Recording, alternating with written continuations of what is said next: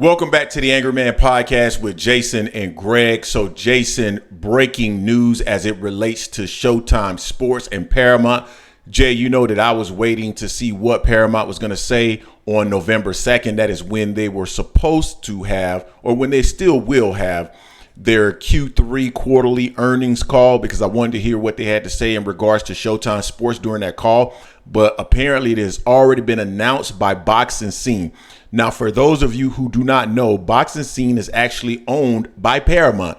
So if they're putting this information out there, it absolutely has to be true. So let me go ahead and read a little bit of the article, Jay, very quickly. It says right here, Paramount Global to shut down Showtime Sports Network will no longer broadcast boxing. It says right here, the most rampant rumor in boxing was confirmed Tuesday when it was revealed that Showtime would no longer broadcast the sport after 2023. BoxingScene.com has confirmed that Paramount Global, the parent company of Showtime, and BoxingScene.com will eliminate Showtime Sports as a department at the end of the year. The premium cable network has televised boxing since 1986 and has remained one of the sport's most prominent platforms for nearly 4 decades, Jay. So this is information that we have been sharing for a long time, and a lot of people did not want to believe this when we were saying this. It was a reason why we were saying what it was that we were saying, and it was based off of just information that was out there, myself tracking their financial performance, and some other information that was out there. And also, Michael Benson is reporting that not only will Showtime Sport Paramount will get out of Showtime Sports. But let me go ahead and just read this tweet, Jay. Now officially confirmed that Showtime Sports, including Showtime Boxing, will be shutting down at the end of this year. Stephen Espinoza is reportedly being laid off and has said in a statement, the company's decision is not a reflection of the work we have done in recent years, nor of our long and proud history. Unfortunately, in a rapidly evolving media marketplace, the company has to make a difficult choice, allocating resources, resetting priorities, and reshaping its content offering. While today's news is certainly difficult and disappointing, it is entirely out of our control. So, Jay, I mentioned this in one of our videos before, Jay, that when you look at what they were saying as a part of their quarterly earnings call, it would suggest that they were more focused on their TV media and streaming. That was the strategy of Paramount. It was obvious. Now, for me, what was confusing was just the live sports. Because that is still a commodity in this marketplace, and I would have assumed that Paramount would want to continue with live sports. That's the part that's a little bit shocking. But the fact that they're discontinuing the boxing, not shocking at all, Jay. Breaking news. What are your thoughts on this? Yeah, no, we saw the writing was on the wall. You know, just a matter of time. It was more about when, not if, this was going to happen. It still leaves a sour taste somehow. You know, HBO is already going now. Showtime. You know, now we're going to see what's going to be next. You know, but the writing was on the wall, and the fact that they're just really focusing on all scripted programming. So I mean, you see, it's not just boxing. People want to make it seem like it's all on PBC, but not really. It's the umbrella of just Showtime Sports in general. They're dissolving all of that. You know, it just sucks for us because we're boxing fanatics. You know, we want to see the boxing. They had a good show, good thing going on over there.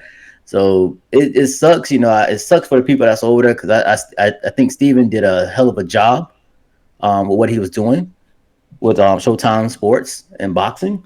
He did a great job with what they promoted this year. They gave us a lot of great fights. You know, so it's not like they just went out, you know, without guns blazing. They went out guns blazing. They did everything they're supposed to do as far as from a pay-per-view standpoint with the fights they gave us, still giving us. So they still have 2 more dates. November 25th, we knew about that with David Benavidez and Boo Boo. December 9th is the next other date they have lined up. We don't know anything officially who's going to be on that or what's going to be on that. So, but yeah, I mean, now people can stop saying, oh, it's just rumors. It's not necessarily, it's also, let's clear it up. It's not that PBC is broke neither. This is not the reason. This is not the reason. They're shifting their value, what their market, their strategy is to strictly scripted programming. And obviously boxing is not a scripted programming. So I don't even think it's a shift in. I don't think it's a shift in strategy. When you look at Paramount overall, when have Paramount really been into sports like that? I mean, I think more than likely this is just they're sticking to their niche, right? They're sticking to what they know best, and that's not sports. They acquired so that's Exactly. So that's the reason. And I've been saying this for a long time. I've been reading up on some of these streaming wars. When you think about Netflix, Disney Plus, Paramount is now in this game. It is a war in regards to getting those subscribers. And when you think about anytime you have a merger and or a restructure, they're both typically, they work in a similar fashion. I told people this in the past. They work in a very similar fashion. You are going to optimize your portfolio relative to the services and or products that you are offering to your clients, your customers, the consumers, whoever you want to call them. That's what you're going to do. That's what you typically will do. And so looking at that, I just always felt like boxing was going to be on the chopping blocks as it relates to this merger. And I was always paying attention to their quarterly financial earnings. I guarantee you they're going to speak to this as a part of their November earnings call. I'm just surprised that it came out before that. I would have assumed that it would have come out as a part of just that earnings call. So I will still be listening intently to that to hear what they have to say. But it's interesting. And there's a number of things, Jay, that we'll probably address today in regards to how this news impacts certain fighters. There's one that pops into my mind immediately that I think we'll do a side conversation about and maybe do another video on. But I echo your sentiment. I do not believe that this is necessarily a reflection of just Stephen Espinoza and his overall ability and what boxing brought to the table.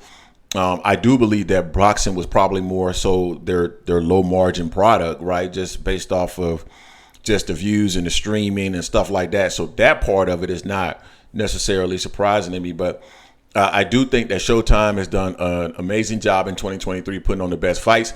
I had mentioned in another, I think it was a part of our live stream on Sunday, and we do a live stream every Sunday, 4 p.m. Eastern Standard Time, that when you look at what was occurring toward the end of the year, and you're starting to see a lot of these fighters just get jam-packed on some of these undercards. They're trying to get these guys fights because they know that they won't have the opportunity to get them fights in 2024. That's what the PBC was doing. That's why you saw an Erickson Lubin versus a Jesus Ramos on the undercard. That's why you're seeing like a Jamal Charlo on the undercard against Jose Benavidez, because they're trying to get these guys the opportunity to get on and be seen before the end of the year. And you know they're going to have a transition period, Jay, where they try to find a new network.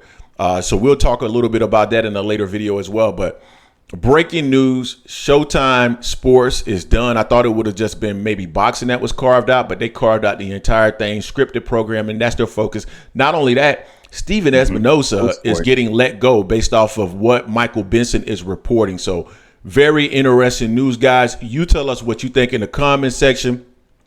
Tunnel Vision, don't forget to make sure that you come into the comment section and let's talk about how you're going to take me out for lunch very soon, because I told you, there is no banana in the tailpipe. As I told you before, always listen to Greg because he's not saying things for no reason. Don't forget the hate like hours. Huh? Less than 48 hours since he told us about that banana in the tailpipe, right? Exactly. Don't forget to hate, like, comment, and subscribe. This is the Angry Man Podcast and Sports Media, and we are out.